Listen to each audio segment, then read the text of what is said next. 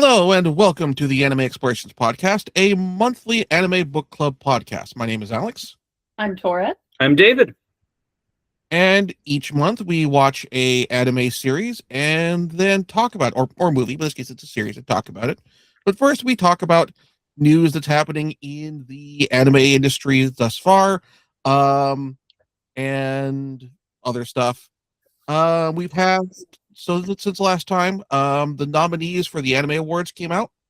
I will probably at this point have, or at least the week after this comes out, I'll have a video up with my picks for the various Anime Award categories. Have you had a chance to look over the Crunchyroll Anime Award nominees? And if so, any particular picks? I did. Honestly, this year was not as exciting as last year, so that makes sense. That's fair. Like last year had so many like absolutely amazing like mind-blowing ones, and this year it was a lot of sequels or a lot of subsequent seasons. It did seem like a lot of continuations, but Like sometimes that how it is. yeah, like yeah, so like Solo Leveling's opening got my vote. I'm glad that Zenshu is on the list for best original. I really enjoyed it. Yeah, And for best isekai, because it is best isekai. Yeah, fair enough. it was not on the list for best like visual effects, which I think I don't know if anyone who was voting in that category for the nominees watched it. Because that was gorgeous. Oh yes, that show was just a work of absolute art.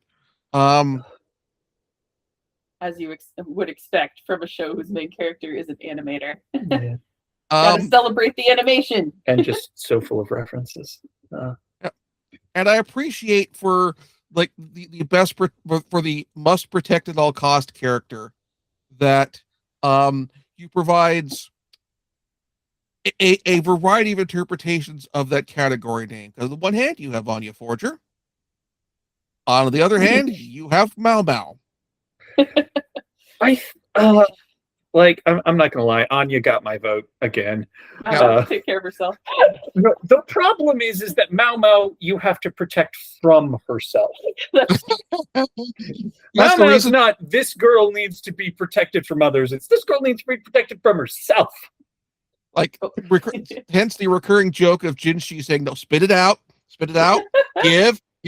What have you given yourself this time? Going back to isekai for a second, Campfire Cooking Season 2, I enjoyed it, but there's one on there that David made me watch called From Bureaucrat to Villainous, Dad's Been Reincarnated. Oh. That show's actually hilarious. That is such a loving play with all of the isekai tropes, and it's a breath of fresh air in the isekai world. It almost falls into like the competence porn category, because it's like, what if someone with actual life experience and maturity and executive functioning skills was isekai? Yeah, there you go. Yeah, pretty much. Somewhat segueing into some other into some of the other news. So one of the nominees for best anime song, Creepy Nuts. I know it wasn't best anime song, it was best opening. Their song was used for best opening sequence. With Creepy Nuts is playing Coachella today, as of this recording. Nice. Or at least this weekend. Continuing the theme of at least one or two significant anime artists getting to play the Coachella stage, because last year we had both Bandmade and wow, I can't believe their name fell out of my head. The musician who did the opening for the first opening for the opening for season 1 of Oshi no Ko Idol, Yoasobi.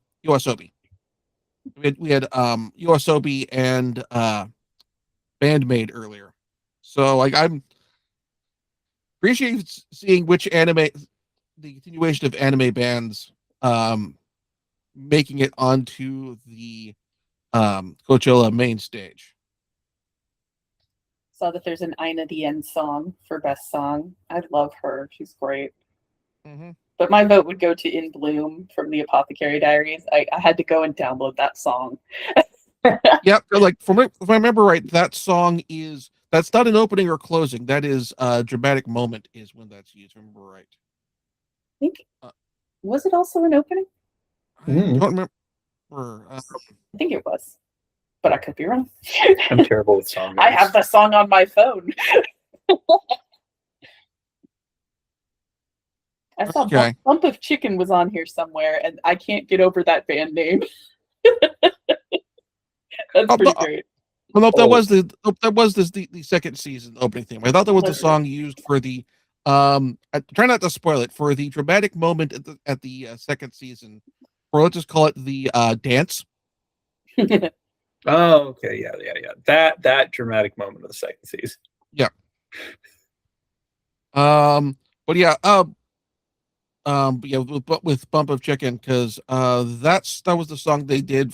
That was for Hero Academia for best ending sequence, Mm-hmm. and that was a really good ending for the series. It's basically like just recapping in like a few minutes, like Midoriya's journey so far up to this point. I expect. I would argue that the best theme for Midoriya would be tub thumping. Fair.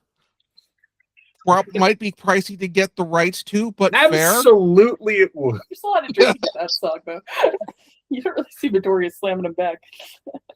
That's because we see so little of his adult life. That's true.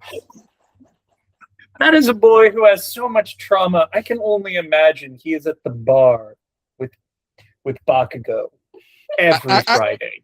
Actually, we do see a chunk of his adult life at the end of the series. He does appear fairly well adjusted. A little, but he's well adjusted. But he's still a Japanese salaryman. Well, he's a teacher now. I would say that Icy Hot. He's a teacher, but I would say Icy Hot always ends up a teacher. Sorry.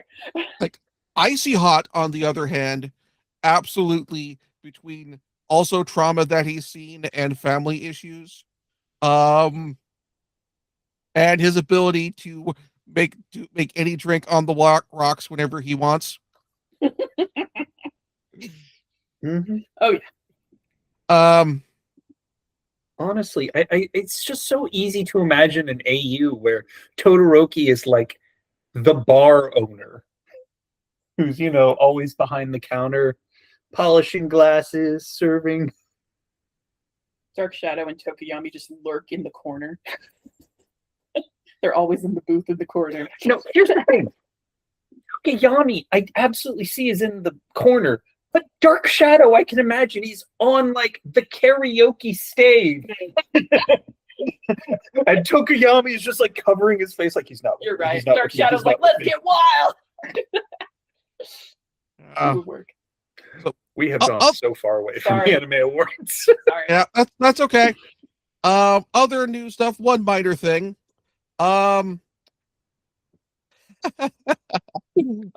This is a humorous news story, but at the Tokyo Joshi Pro Wrestling Grand Prix 26 event, the Japanese voice actress for Agnes Takion from Uma Musume, Sumire Uesaka, is won the Iron Man Heavy Metalweight Championship from which is started in the promotion Dynamic Dream Team. Yes. Did you look over the Wikipedia for the title history for the Iron Man Heavy Metalweight title? No, is it amazing? Yes, it's like some really significant wrestlers have held it. Including notable weeb professional wrestler Kenny Omega. As also the Young Bucks, both individually and as a group. But also, among the champions have included a ladder, a stuffed Hello Kitty doll, the two different inflatable dolls, a copy of the Young Bucks autobiography. This is a 24/7 title, by the way, which means it fits with the classic gimmick, silly pro wrestling rules of the title can change hands anytime, anywhere, so long as a referee is present. Wow. 3 different sticks of yakitori. Calligraphy by actor Akihiro Miwa. The Iron Man Heavy Metalweight Championship title itself. Wait, the title was the title holder? Is that what you're talking Yes. Okay. Apparently the title got laid on someone whose shoulders remained on a flat surface for 3 seconds, and therefore the title changed hands. A TV Tokyo camera crane. A baseball bat, which then the title being vacated when the baseball bat was broken. Oh my. And my favorite, the Invisible Man. And if you sing, wait a minute, isn't that just a way to do the Monty Python sketch where Graham Chapman wrestles himself in a fake pro wrestling match? Yes. Yeah. There is a grand tradition, actually, professional wrestlers having matches against invisible opponents. Professional wrestler The Sandman, ECW alumni, for his retirement match, had it against the Invisible Man. The world of wrestling is so much crazier than I ever thought. Yeah, probably. Yes. I like sumo. It's its own level of ridiculous. It is completely separate from normal wrestling, is sumo, because of how serious everything is taken. Did you know that the highest level of sumo judge, whose name escapes me at the moment, carry a wakizashi, so that in case, because the judges, at individual match, if one of the wrestlers believe they made a call wrong, there's separate judges watching the match. So if the head judge who's on the stage with the wrestlers, if one of the calls they make is deemed is undone by the panel, they the highest level carry a wakizashi so that they can split their own bellies and commit seppuku because they have dishonored sumo by making a wrong call. But when's the last time that happened? I don't know if it's ever actually happened. Oh, thank you. Okay. I'm just saying they do it. Actually, at just the Ukrainian wrestler barely missed out on becoming Yokozuna. He did not have a good match back in March. The tournament, he did not do well enough. He missed out on it, but he can make the road again. And now we're talking about something different kind of wrestling. Okay, let's get back to the anime. So I guess forget the anime. New season has started. What are you all watching? Shoot, what are we watching? Of honestly, not a lot of the new stuff. There's a couple things like the new season of Ascendance of a Bookworm. I'm desperately avoiding, although I will probably eventually become weak and go back and watch the beginning after the end. I will have to get through the first season, though. It was bad. Because I love the novels for the beginning after the end, and the webtoon, but the animation was god awful when it was even animated. So the new season of Ascendance of a Bookworm, like literally earlier today, I started watching The Warrior Princess and the Barbarian King, which I don't know if I'm going to keep up, but I will, give it 3 episodes. We watched something together. Probably we did, yeah. You're like, I have to pull up our Crunchyroll. I don't Well, the remember. thing is, we've watched so many things, but we've also been not watching like news. Oh, Witch Hat Atelier. Witch Hat Atelier. It's Yep. so good. Yes, Gorgeous. Pretend Atelier is great. I'm really loving that. It's beautiful. And One of course, show- continuing Digimon Beat Break. Yep. A couple other shows that you didn't mention that I am watching. I am watching Mao, which is the new Rumiko Takahashi adaptation of her more recent series, which is on Hulu/Disney Plus. Feels like she's having a bit of a renaissance lately. Yep. So For her work. like Mao feels like it is it is a not say more mellow, but more figured out to a degree. Inuyasha, no Shikon Gem constantly getting resplit. And also instead of Warring States period Japan, it is Taisho era Japan.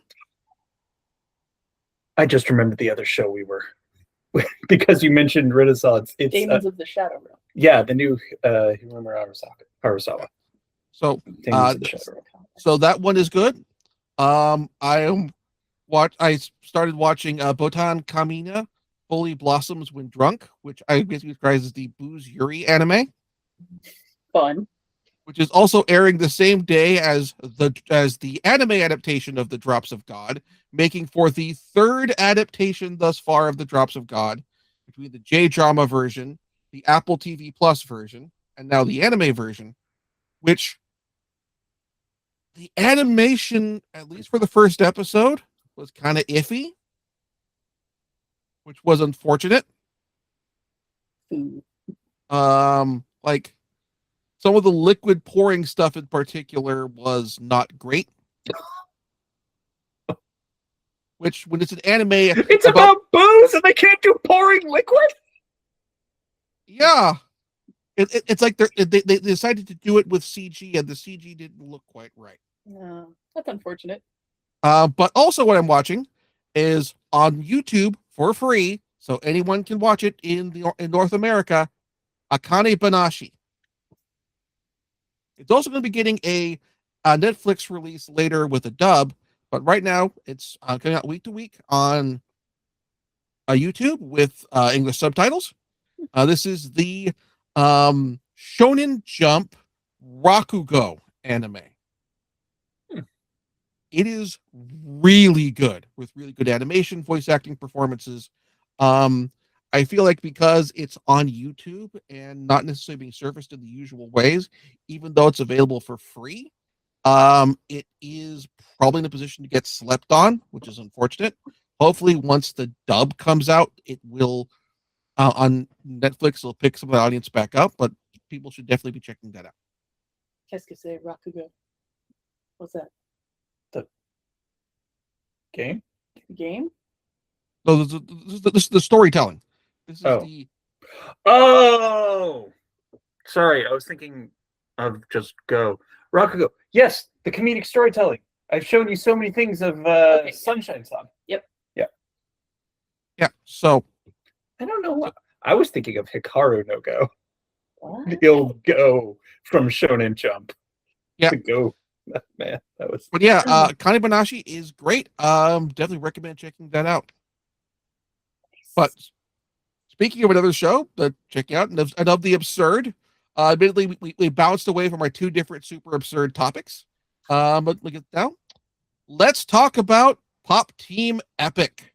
Oh yeah, we should do that. Pop Team Epic. Okay. Pop Team Epic is wildly popular all over the globe. Individually. I did not like it. I watched every episode in the first season because that's what we're watching. I personally it was either a reference.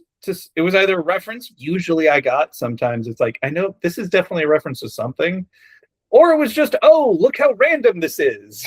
And it's like okay. So to explain what Pop Team Epic is real quick. Oh yeah, you should do that. Pop Team Epic As much as is, possible. in brief, a sketch comedy show. It is based on a 4-comma series of the same name. I'm refusing to refer to it as being sketch comedy because, as opposed to something like Nichijou or Azumanga Daioh or City of the Animation, which are also very absurdist and, or particularly for Nichijou and City of the Animation, which are absurdist anime works, often with relation to like a 4-panel strip.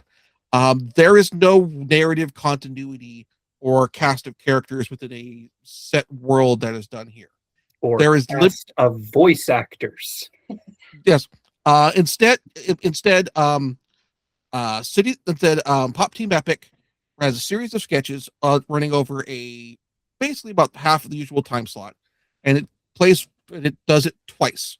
Once with a pair of women, female voice actresses doing the dub, usually, and then with a pair of male voice actors. Generally, these actors are picked based on a relationship that they have together by casting. For example, one of the episodes, the Japanese voice actors are for the women are like like the dub voice for Nanoha Takamachi and Fate from Magic Girl Lyrical Nanoha, that sort of thing.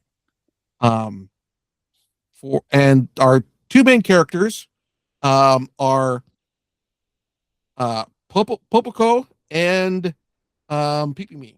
Popoko is short. She has her hair in pigtails. She also is extremely angry and gets violent. Pipimi is tall, generally calmer, still violent, but with more of a vicious streak. Calculatedly violent. and in each episode is basically based on as a general degree of absurdity happen with various elements. Usually for each episode, there is one main sketch that dominates the episode. Sometimes it is frequently a reference to either a particular work of fiction or a genre. And sometimes it is just somewhat random in its elements. There's a couple other sketches recurring sketches they do. There are two different animation groups that are generally involved. There is Kamikaze Doga, who did the opening credits for JoJo's Bizarre Adventure parts 1 through 3. And then there is AC Boo, who does a segment called Bob Epic Team. I loathed Bob Epic Team every time it came up. Even Hellshake Yano? I'm still thinking about Hellshake Yano. I saw it, but I didn't like it. Like I thought it was great. It's but I think ugly and absurdist, and like the whole thing is absurdist. You have to admit that the artistry in that segment was great. The way they manipulated the sketchbooks. That was great. I thought it was great. I will say the method actually told a story, which I appreciated. Yeah, the method of that storytelling was amazing. The art was as horrendous as ever. It was great at that, but let's step back in time for a moment and do some art history. There was an art history movement known as Dadaism. And Dadaism was all about presenting the absurd as art. The most famous Dadaist art piece is probably when someone plunked a toilet down and said, "This is an art piece." So people bounce off of Dada in different ways. You know, my first reaction to exposure to any Dada art piece is usually like, why? What? Why does this exist? Why is it here? What the heck is anyone trying to say? Because usually it's very opaque. No, the point of the art, of course, is to raise questions like that oftentimes. But there is definitely, since the rise of the internet, we've seen a undercurrent of this kind of Dada-esque art movement in shorts like this show presents. And I feel like a lot of times you either get it and you think it's funny, or you don't, and you just bounce off completely and never think about it again. But yeah, I find a show like this frustrating because I can tell in a lot of the segments, there is genuine craft and artistry that went into it. But at the end of the day, I'm left sitting there like, why was this made? I don't understand. And so you have to really like sit in that discomfort sometimes with Dadaism, because I see why it's made. I just think you could have spent effort on other stuff. Like the animators of the Bob Epic team, you know, they did that Hell Shake Yano segment, which proved they were like wildly creative. They did that one little call out in a segment toward the end where they like read a fan letter, and the fan letter was basically, you don't use enough in betweens, so your animation looks terrible. And they were like, oh, you want us to use in betweens? And they did this very disturbing dance with way too many frames. So it's not that they can't do. Yeah, no, it's more a stylistic choice. It's a stylistic choice. And I hate that style. Yeah. This is never going to be for me. Like, if you get it, you get it. And if you don't, you don't. I get it. The problem is I don't like it. I don't get it. And I don't like it. But I respect that there's craft behind it. I respect them for doing it. It's not for me. I recognize it's not for me. There are millions of people across the world absolutely adore this. And that's great for them. So I will say I did try to try and stay on the sense of like, okay, think of something positive for each episode. I did like make notes. I was watching this, I was logging this like serialized in addition to Analyst. Okay, what were my favorite sketches or moments from each episode? And there were bits for them that something like really got me. Like episode 6. It's a short sketch, but at the end of each of the segments with the YouTube video closing. That, like, as a person who does YouTube videos, that just hit really hard. Like, just Chef Kit with the that was the one with the like, make sure to like and subscribe if you're on the mobile device. Hit this, yep. and for the one of you who didn't, I'm coming for you. Yeah. and then it has, and then like there's something like the screen goes dark, and then it has either the like knocking on the door sound effect or the doorbell ringing sound effect. That just okay. Something positive. There is one thing I genuinely enjoyed in every single episode. I loved the next time on with the framing the Hoshino girl drop. Yes, yeah. The Hoshino girl drop. I genuinely want to watch that show. Like every time, it's like, yeah, it's like I want to see more. That sounds like an awesome story. It got wild near the end. Right? I know. Oh, genuinely, I loved that, which honestly made me more annoyed with the rest of the show because clearly the people making this are wildly talented. They've got great ideas. Like I want them to make that show. The problem is that the whole thing is made by a gigantic troll. Yes, I mean, trolling is the right word. I'll say some of the referential humor worked for me. Like, so episode 8, the main sketch is a Yakuza parody. Yakuza, and a old Yakuza film parody. Like it's not just like referencing like the modern stuff like Outrage or that sort of thing. It's referencing Battles Without Honor of Humanity, which I did a review series of those on my YouTube channel. Like there's a music sting that they drop in there, and I was doing the Leonardo DiCaprio from Once Upon a Time in Hollywood meme. Like, oh, they're having not seen a lot of Yakuza films, I still got that 100%. I was like, this is definitely riffing off old Yakuza movies. I definitely haven't seen the number Alex says. I have seen a lot of them, and a lot of media that references them. And yeah, I got it. It's just like it made me want to go watch an actual Yakuza film. I was complaining to my sister earlier today because I told her like last week or whatever, yeah, we're watching this show Pop Team Epic, and she was like, oh yeah, that was really huge like a while back, and I was like, oh, have you seen any of it? And she's like, yeah, actually I have. And I said, am I too old? Like, I don't get it.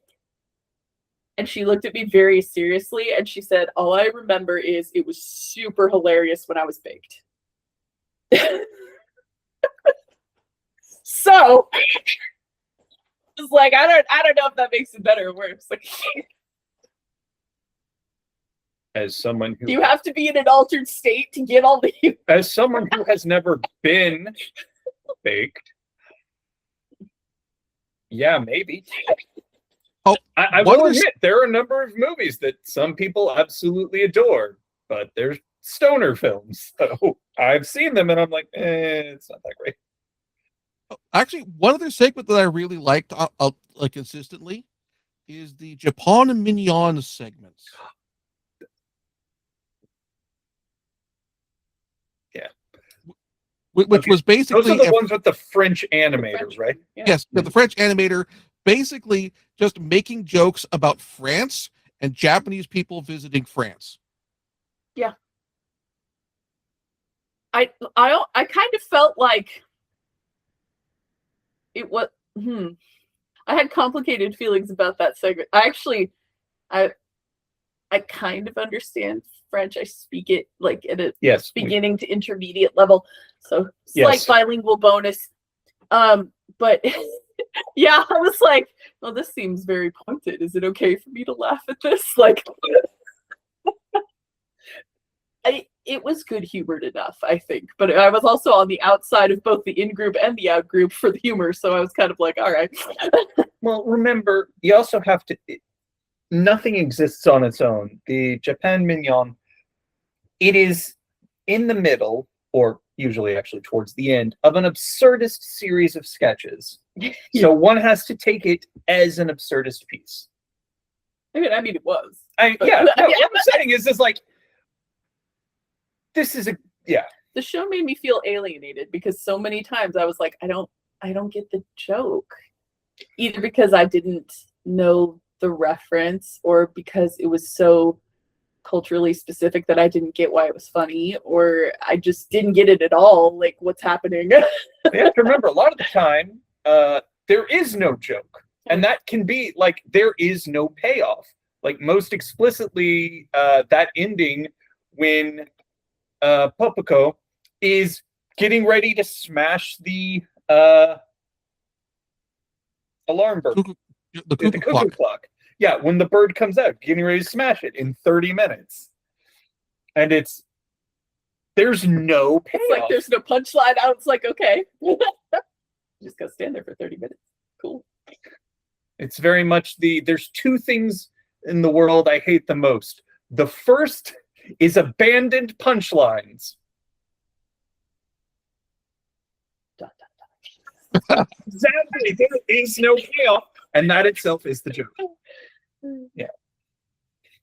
And what's really annoying about this to me is that I love examining narratives. I love narrative and storytelling, and there is no narrative. There are individual sketches. That the ones that have a narrative are whole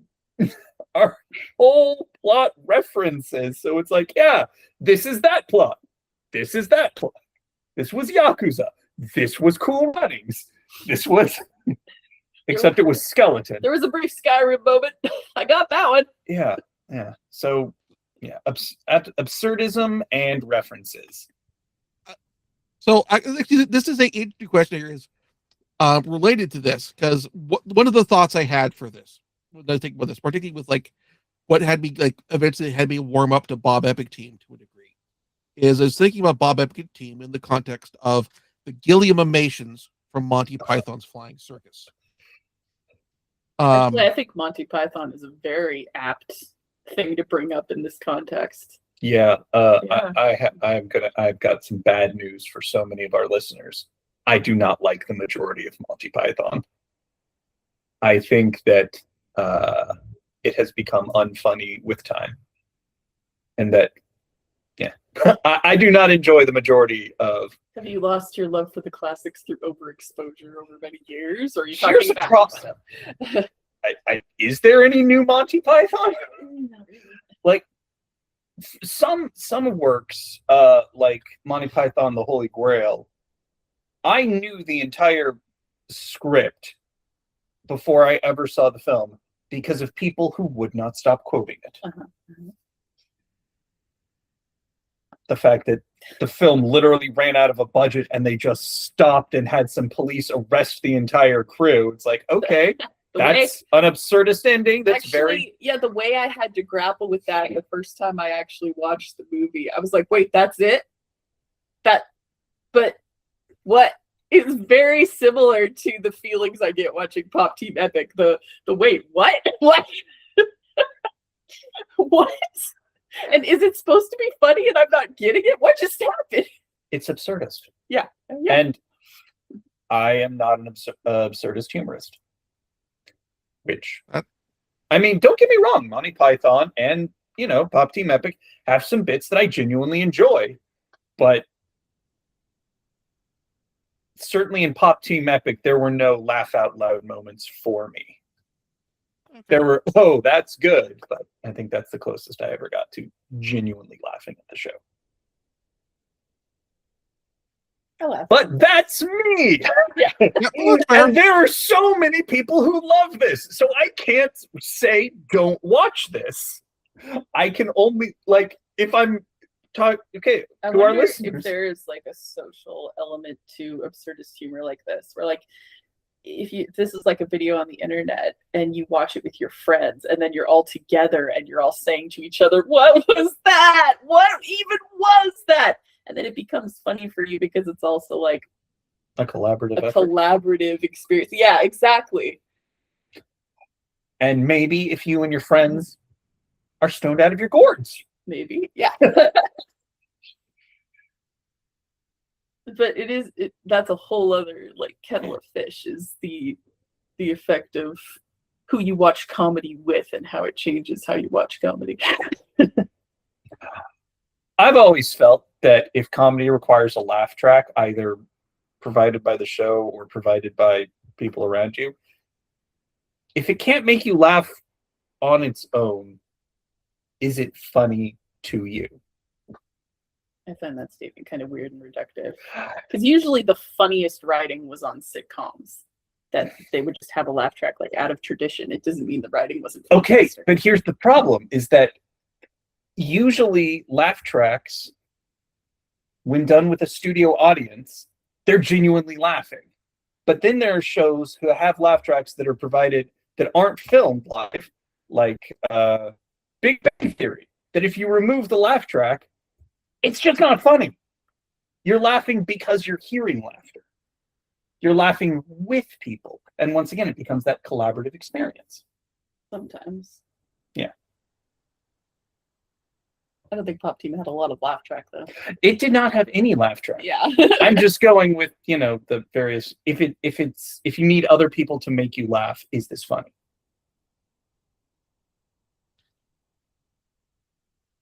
I grant that we have gone around in circles here. Well, comedy is a hard thing to talk about because it's subjective. It's very subjective. It's very culturally specific in a lot of cases. There's that social element. And yeah, I mean, at the end of the day, there's not a lot of things that are like universally funny, I guess. Oh, you thought of something. But man getting hit by football. Fair. Unexpected violence. Yeah, that's everywhere. But specifically, it's a guy getting hit in the foot by a football in the crotch. I've seen it. Yeah, or at the end of Loading Ready Run, man hitting self in crotch with nunchucks. Ah, yes. Classic. Yeah. Okay, so maybe there are things that are near universal. Alex, did any skits jump out at you as being like very Japanese pop culture referential that I necessarily would not have gotten? Or so the Yakuza one honestly was referencing like basically like about like 30 years of movies from like the 1960s to the 1980s. Same with Ginza with the Ginza Hostess detective sketch, mystery sketch. I can tell that was referencing something that I didn't know, but the vibes were good. Some of these were just voice acting jokes to a degree. The JoJo parody sketch, genre parody sketch in episode 5.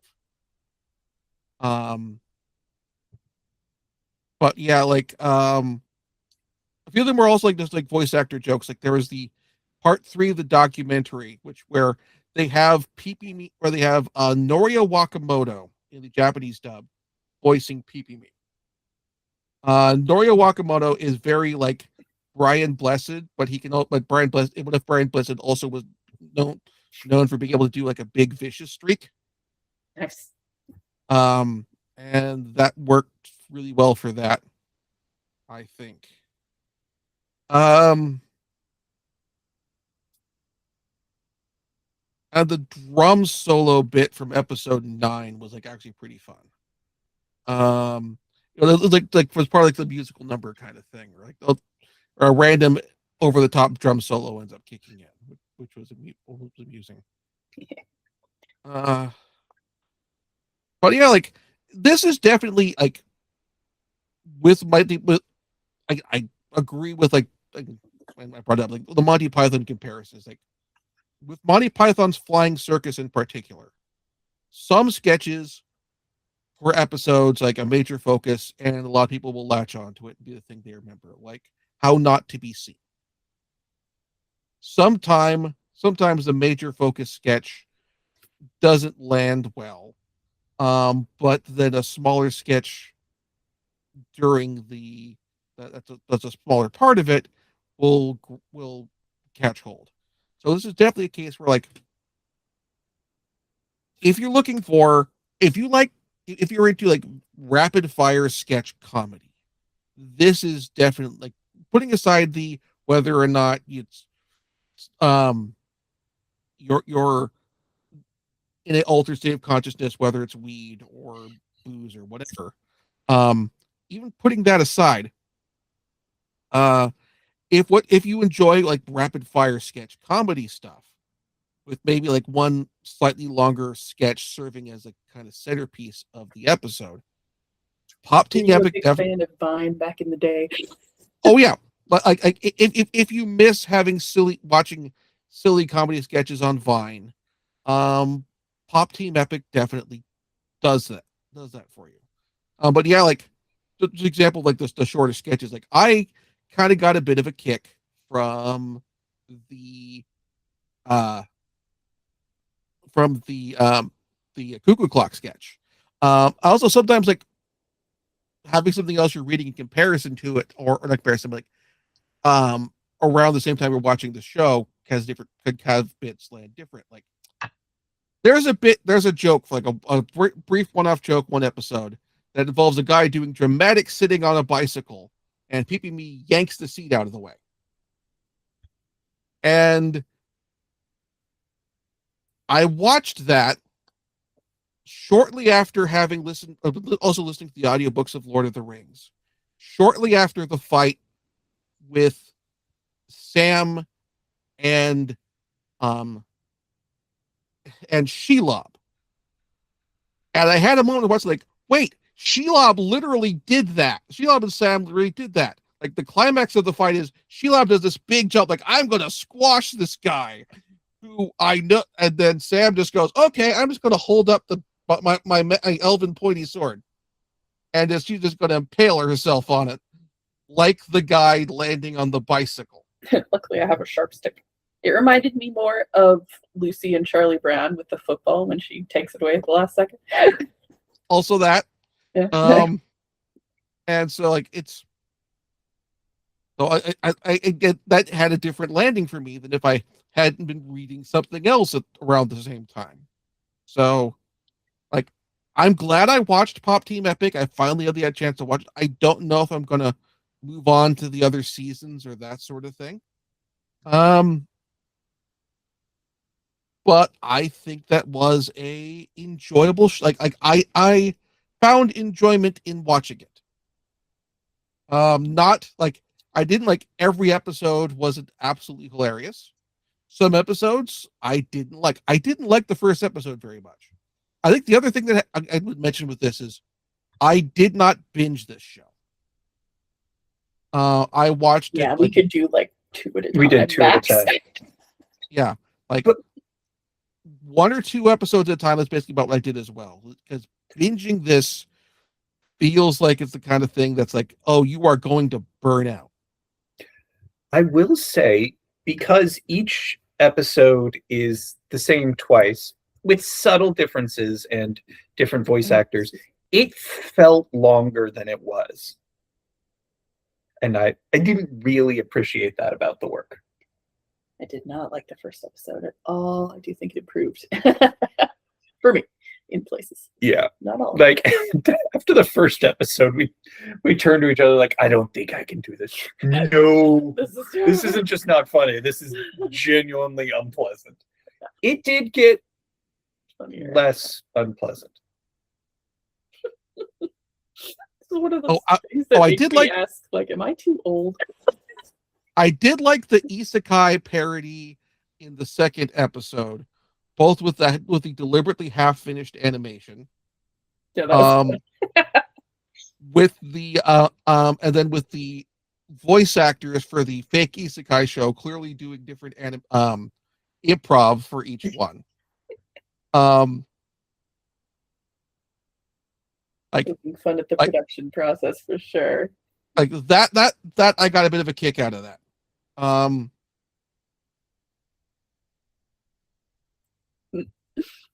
Thank you, Shiro Bako, for helping me understand how everything could go catastrophically wrong that way. Yeah. I think I pretty much covered that show. We should, just for fun. I think it covers pretty much everything. Did you watch this dubbed or subtitled? Dubbed for the most part. Yeah. Okay. Were there any of the dub actors who you for particular episodes that you liked? I mean, we recognized most of them. Yeah. Like the first Popico was very obviously Chris Sabat, which is great. I also really like Johnny Young Bosch was, I want to say episode. Okay, I can't. I'll tell you which. Yeah, he was episode 8.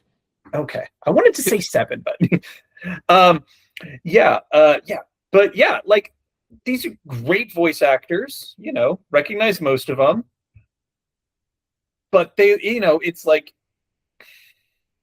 there's not like a lot of lines that they get.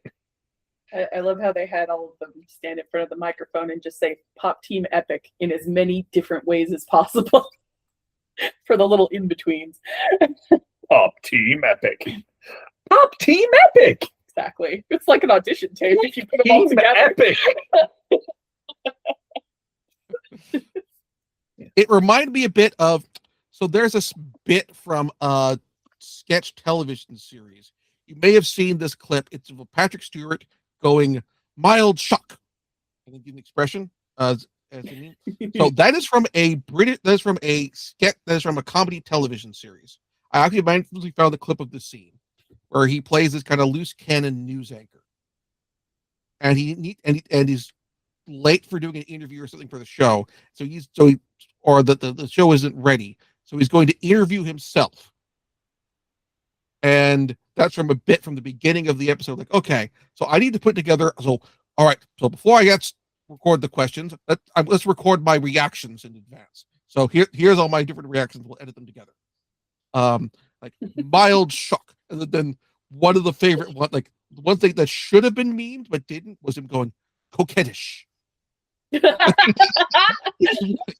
fun to picture. And like the Pop Team Epic reads had the feel of like Matthew Mercer in a recording booth going mild shock. Okay.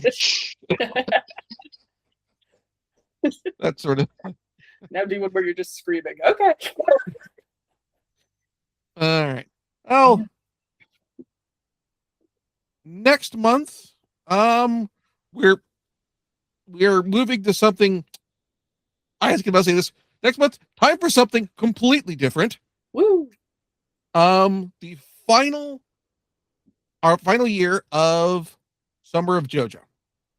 This is partially because with the way that they're putting out this Steel Ball Run on Netflix, that You the get next it when it's ready. yeah, basically it's they did a block, they did a stage, there's gonna be a pause to the fall, and the next pause we pick up from there, which means we will definitely be able to watch the show as it comes out with everyone else.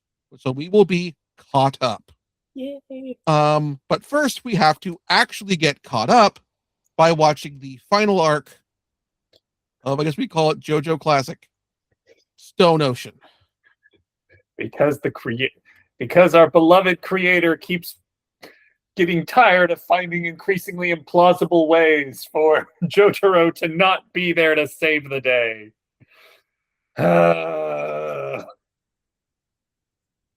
I feel like this guy is an inexhaustible fountain of creativity at this point. I'm so impressed that it's still going. I mean, don't get me wrong, endlessly creative. I'm very much looking forward to Steel Ball Run. You're saying he made JoJo too OP. I'm saying the fact that the man can stop time at will makes any situation he's in so implausible that that Jotaro loses. It's like he can stop time. Okay, yeah, but it's not for very long a time. Yeah, but we can see he can do it rapidly. Hey, Dr. Jotaro Kujo, PhD in marine biology, has better things to do than stop time for you. Yeah, he apparently also has better things to do than stop time for himself. That's correct. Or his daughter. So, or his weird, great uncle who's Italian. Let Alex. All right. So this is a 38 episode season. So I have crunched the numbers, and the halfway point would then be episode 19.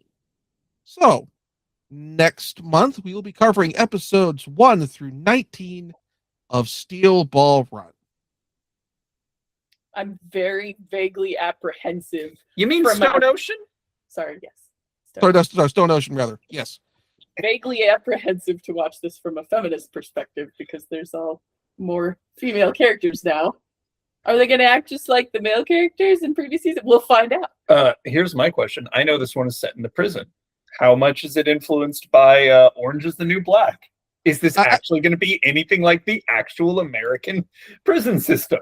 So I'm going to say right now, the arc in question, while it's set in 2011, the arc in question was made considerably earlier. Okay. So, like, my suspicion is that perhaps the work of inspiration is less Orange is the New Black, and perhaps, like, not going to say lesbian porn. Please don't say lesbian porn. Look, I'm not going to say actual like lesbian porn, but but like there are certain genre, like non-risque genre conventions of the prison film, in particular of the prison exploitation film. Yep. Whether that is Shane or whether that is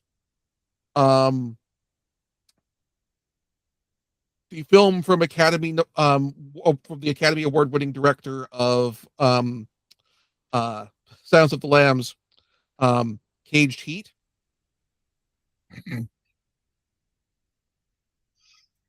There's probably gonna be something. All I'm asking is, am I gonna get beloved criminal Admiral Janeway? Probably not. No, you're probably not. Red was played by Kate Mulgrew.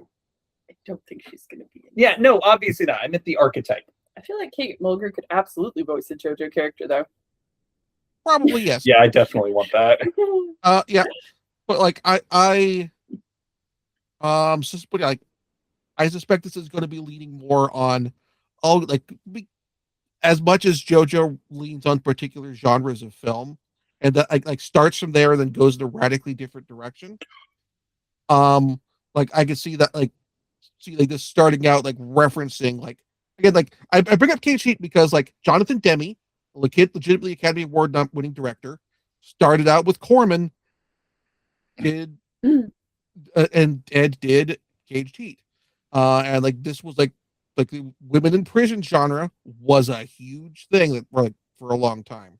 And some of them were like super risque, some of them were not, and some of the ones that were not ended up on Mystery Science Theater 3000, like Swamp Diamonds. Wait, So, how are yeah. they going to do the wild fashion if everyone's in a prison jumpsuit? I'm guessing they will not be regulation jumpsuits. Also, I'm looking forward to finding out what the music we're going to get is. Oh, yeah.